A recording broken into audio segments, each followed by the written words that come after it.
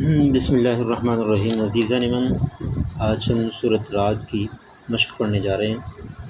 اس میں سب سے پہلے لفظ ہے معقباتن، کا معنی ہے پیچھے آنے والے، اور انفاق فی سبیل اللہ سے مراد ہے اللہ کے راستے میں خرچ کرنا۔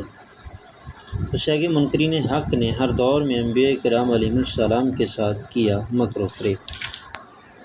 اس سے آگے رعد سے مراد ہے بادلوں کی گرج، اور سورۃ رعد کے آغاز میں بیان ہے اللہ تعالیٰ کی قدرت کاملہ۔ آگے مختصر سوالوں کے جواب ہیں، رعد سے کیا مراد؟ تو سبق میں سے دیکھتے ہیں۔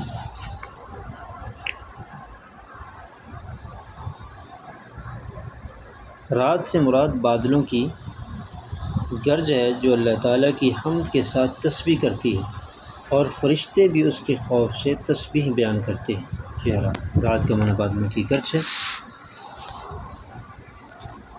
اس سے آگے سورۃ رعد کے کتنے رکوع اور آیات ہیں؟ تو سورۃ رعد کے 6 رکوع اور 43 آیات، 6 رکوع اور 43 آیات۔ اس سے آگے سورۃ رعد کا مرکزی موضوع بیان کریں۔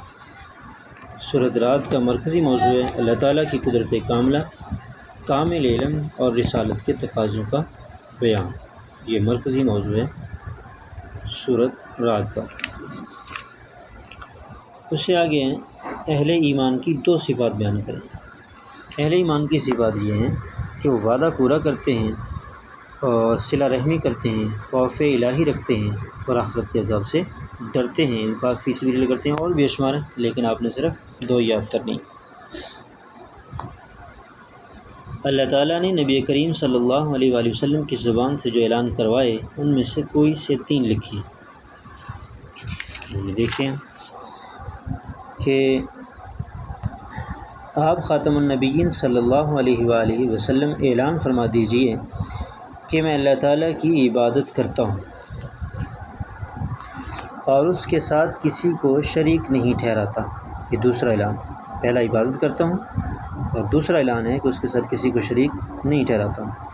تیسرا اعلان ہے میں اسی کو پکارتا ہوں اور اسی کی طرف لوٹ کر جانا۔ یہ 3 اعلان جو تھے جو نبی کریم صلی اللہ علیہ وسلم کی زبان سے کروائے گئے۔ آگے قرآن مجید کو ہم نے نازل کیا ہے۔ تو یہ 4 اعلان تھے، آپ نے ان میں سے 3 بتانے ہیں۔